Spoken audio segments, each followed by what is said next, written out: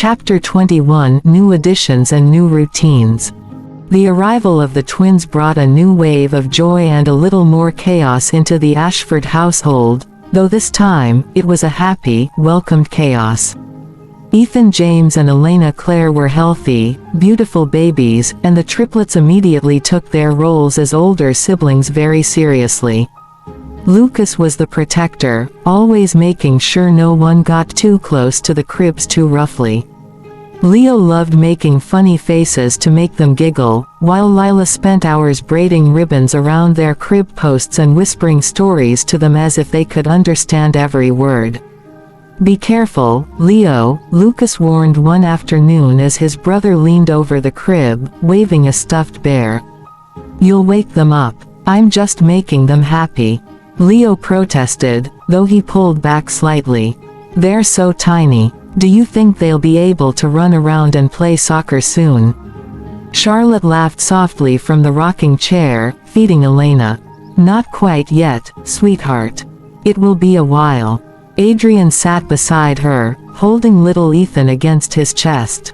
He had taken time off work, delegating much of his usual workload to trusted executives so he could be home and help. It was a far cry from the distant, work-obsessed man he had once been. Now, changing diapers and rocking babies felt more important than any board meeting. "You're good at this," Charlotte said, smiling as she watched him cradle their son gently. Adrian looked down at Ethan, then back at her with a warm smile. "I have a great teacher. And 5 years of catching up to do. I don't want to miss a single moment with any of them." Life settled into a beautiful rhythm. The cottage eventually felt too small for their growing family, so they moved into a larger, sunlit home, not the grand, imposing Ashford Manor Adrian had grown up in, but a warm, welcoming house with a big garden, close enough to the town so the children could still be near their friends and Charlotte's business. Charlotte's Perfume brand, the perfume of second chances, continued to grow. With Adrian's help in handling contracts and business logistics, always respecting that it was her creation and vision, she began supplying stores across the country. But she still kept her workshop simple and personal, often letting the children help her mix mild, safe ingredients just for fun. Chapter 22 Wrapping up the past. While their present was bright, there were still threads from the past that needed to be fully closed. Serafina Hale, after her final confrontation, had disappeared from their lives completely. Public opinion had turned sharply against her once the truth about her lies and schemes became widely known. Her reputation in social and business circles was ruined, and eventually, she left the country entirely, moving abroad with Julian, never to contact them again. Charlotte and Adrian felt no hatred for her anymore, only relief that she was gone and could no longer harm their family. Damien Voss also made amends properly. A few months after everything settled, he visited Charlotte to apologize again, this time sincerely and without fear. "I was foolish and greedy back then," he said, looking genuinely regretful. "You helped me out when I had nothing, and I betrayed your trust for money." "I'm sorry." Charlotte, always forgiving, smiled gently. "We all make mistakes, Damien. What matters is what we do afterward."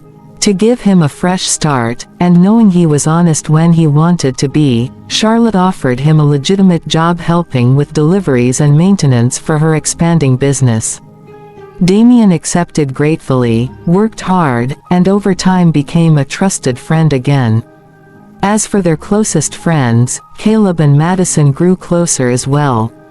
What started as mutual support and shared concern for their best friends slowly bloomed into a relationship of their own. About a year after the twins were born, Caleb proposed to Madison, and the whole Ashford Lancaster family celebrated their wedding with great joy. "You know," Caleb joked to Adrian during the reception, "I always said you were making a mistake. But I'm actually glad it all happened the way it did. Otherwise, I might never have met the woman who keeps me on my toes." Adrian clapped him on the back, laughing. "You're lucky she puts up with you. Just like I'm lucky Charlotte put up with me."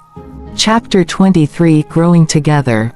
Years passed, but the love between Charlotte and Adrian only deepened.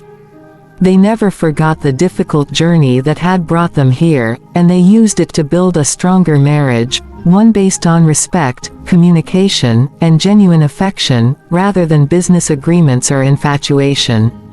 Adrian learned to listen. He learned that Charlotte's opinions were valuable, and that raising children required teamwork. He no longer tried to impose strict rules from his own childhood without reason. Instead, he and Charlotte discussed every decision together, balancing kindness with discipline. Charlotte, in turn, learned to trust fully again. She let go of the fear that Adrian might revert to his old ways, seeing every day his commitment to her and their children. She saw the way he looked at her, not with indifference, but with admiration and love, and she knew her heart was finally safe. One evening, as they sat on the porch watching the older children play in the garden while the twins slept inside, Adrian took Charlotte's hand. "Do you ever think about those early days?" he asked softly. "About the marriage that was never really a marriage?" Charlotte leaned her head on his shoulder. "Sometimes. It was painful. I loved you so much, but you were so far away." "I was blind," Adrian admitted. "I was so caught up in what I thought I wanted, in memories of someone who didn't really exist, that I didn't see the beautiful life standing right in front of me. I didn't see you. And now?" she asked, looking up at him. Adrian smiled, brushing a strand of hair from her face. "Now I see everything. I see that sometimes, love doesn't come perfectly the first time. Sometimes it has to break, and heal, and grow stronger to become what it was always meant to be." Chapter 24 The Perfume of a Lifetime. Final chapter. Time moved forward, bringing change but also a lasting sense of peace. The triplets grew into wonderful young people. Lucas inherited his father's intelligence and sense of responsibility, but combined with his mother's kindness. He showed interest in business, but always with a heart for helping others. Leo was energetic and creative, with a natural talent for art and making people laugh. Lila was gentle and intuitive, sharing her mother's love for scents and nature, often helping in the workshop and developing her own little blends. The twins, Ethan and Elena, brought even more liveliness to the home. They were inseparable, curious and bright, looking up to their older siblings with adoration. The family home was always filled with laughter, the smell of home-cooked meals, and the soft scents from Charlotte's workshop. Holidays were big events, filled with grandparents, aunts, uncles, and cousins, both from the Ashford and Lancaster sides, who had long since become one big, loving family. Charlotte's brand became internationally known, but it never lost its personal touch.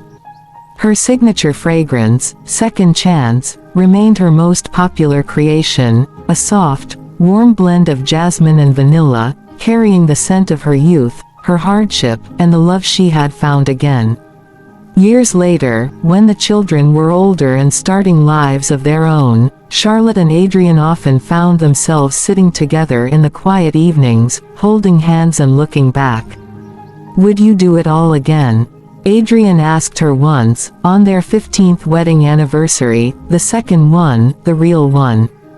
All the pain, the separation, the fear.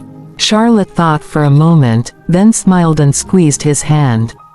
"Yes. Because if it hadn't happened, we wouldn't have learned. You wouldn't have become the man you are, and I wouldn't have become as strong as I am. And most of all, we wouldn't have what we have now." Adrian kissed her forehead. "I love you, Charlotte. More than I ever thought possible." "And I love you," she replied. "And I always will." Somewhere in the air around them lingered that familiar, soft scent, the perfume of memories, of forgiveness, and of a love that had been given a second chance, and had bloomed into something beautiful, lasting, and true. The end.